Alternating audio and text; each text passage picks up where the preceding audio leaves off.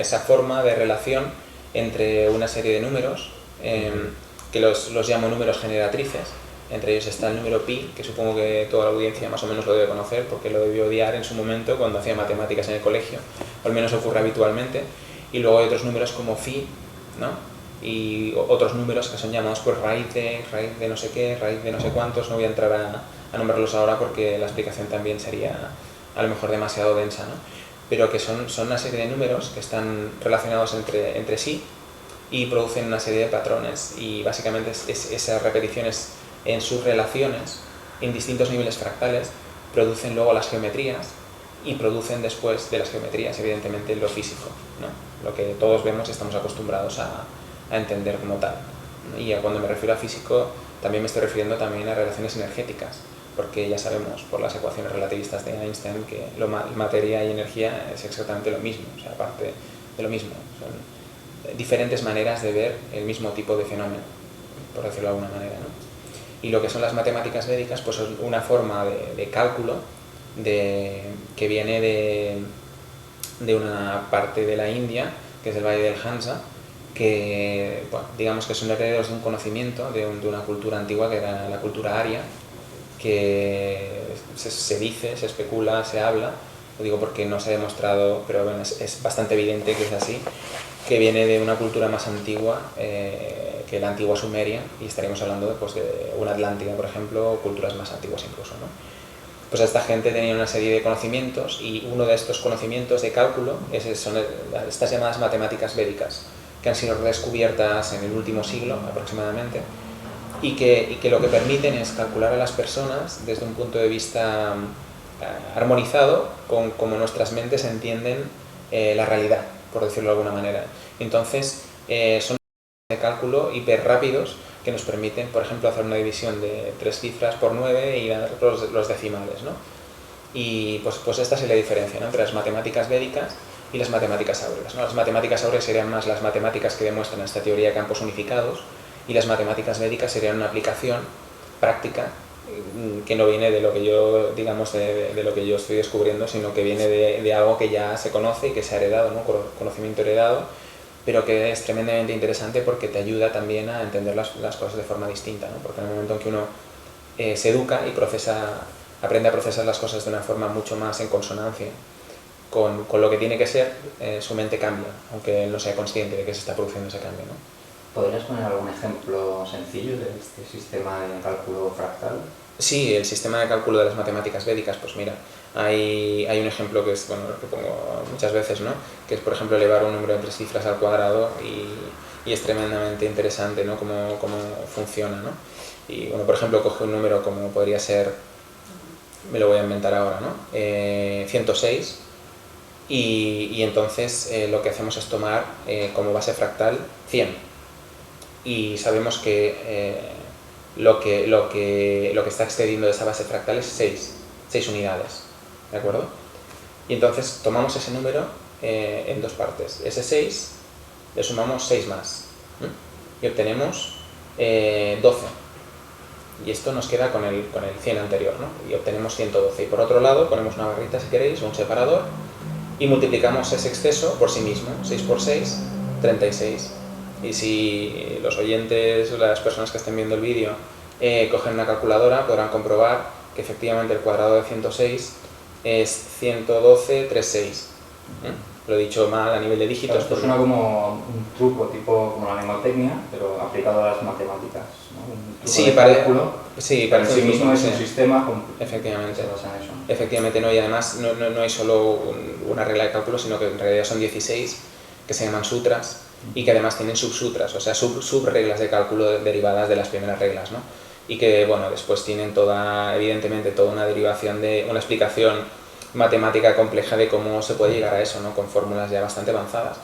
Pero eso es tremendamente interesante, porque es que ya no es el cálculo en sí mismo, sino que las fórmulas de las que procede ese cálculo tienen un nivel de complejidad bastante alto, y eso nos dice que efectivamente el conocimiento matemático antiguo era mucho más potente que el que tenemos hoy en día, ¿no?, y se derivaba de estos principios, ¿no?, de la fractalidad como base. ¿Y esto lo has comentado con algún profesor de matemáticas? Pues la verdad es que no he tenido todavía la ocasión de comentarlo. Que cara pone, ¿no? Yo creo que los de aquí se van a sorprender mucho. Lo que pasa que, por ejemplo, hay profesores de matemáticas del Reino Unido y, bueno, sobre todo en la India y el Pakistán, hay muchísima gente que conoce este sistema de cálculo, ¿no? Y por eso nos sorprende que mucha gente como, pues eso, ¿no? Físicos y matemáticos hindúes están trabajando en Silicon Valley, la NASA y demás, porque esta gente ya mama desde la infancia este sistema de cálculo. Sus mentes, aparte de ser más rápidas calculando, están más en sintonía con lo que tiene que ser, digamos, ¿no? Se me ocurre que los niños prodigio, o los prodigiosos estos que son unos cerebritos calculando, puede que utilicen este sistema sin darse cuenta. Efectivamente, de forma intuitiva. Y de hecho ocurre que muchos de estos matemáticos famosos, bueno, de estas gentes famosas que salen por la tele haciendo cálculos rápidos y demás, lo único que han hecho ha sido irse a la India y hacer unos cursos avanzados de matemáticas védicas, llegar aquí a España, por ejemplo, por nombrar nuestro país, y entonces encumbrarse como una persona que tiene unas dotes extraordinarias, cuando en realidad lo único que ha hecho es aprender un sistema de cálculo que se conoce desde hace ya miles de años, ¿no? Y ya está, nada más, no tiene ningún secreto. Muy bien. Yo recomiendo. Antes has comentado que ibas a ampliar información sobre la relación entre los codos egipcios y los metros. Y vamos a ampliar un poquito esta información. Bueno, de hecho, en un seminario que estuve explicando hace poco, en el seminario que di en Barcelona en julio, están colgados los vídeos en internet para que lo quiera ver, explica un poquito el principio de esta relación, ¿no?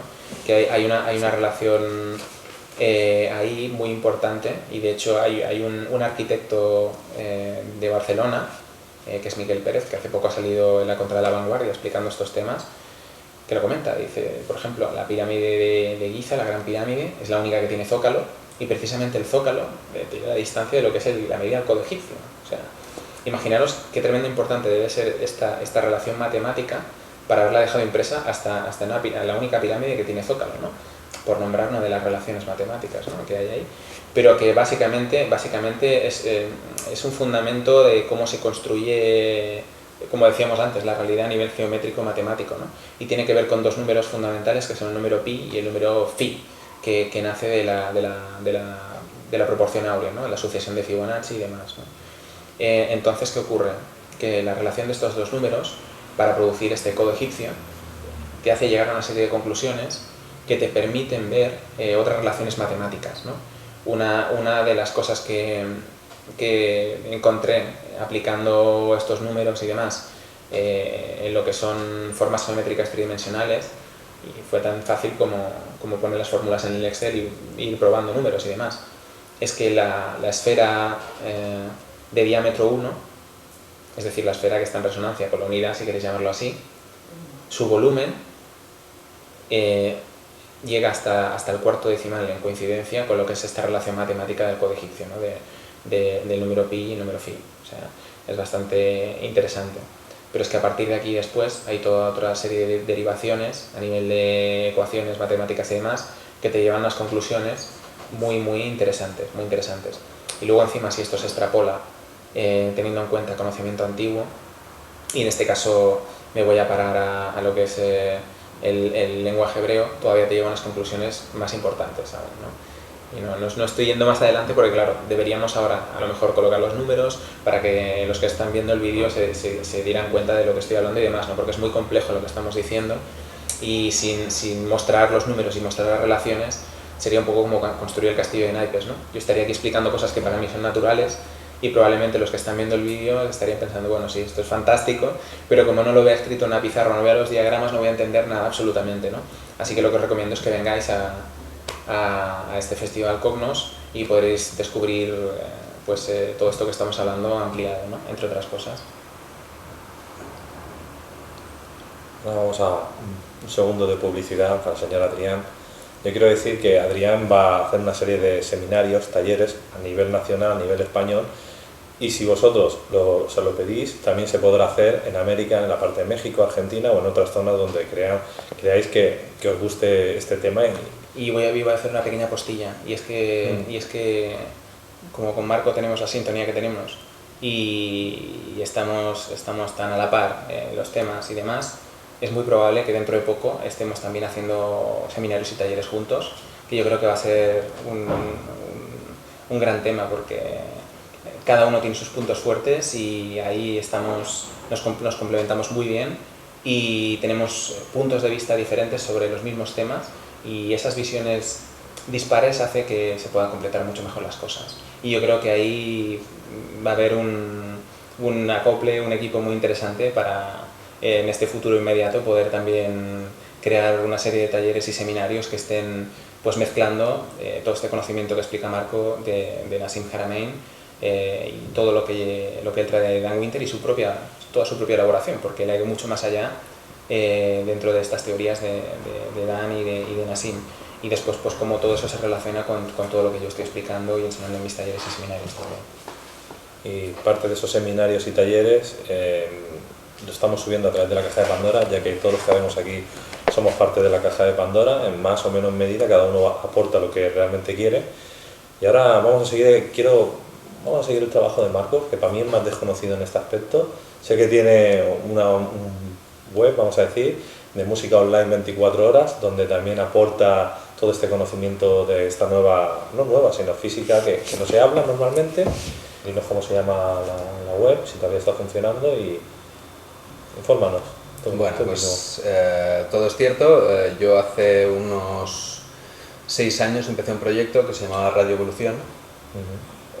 Y pretendía ser esto, básicamente una radio en Barcelona que diera a conocer todas estas nuevas temáticas, ¿no? Y era pues eso, una radio de música y conciencia.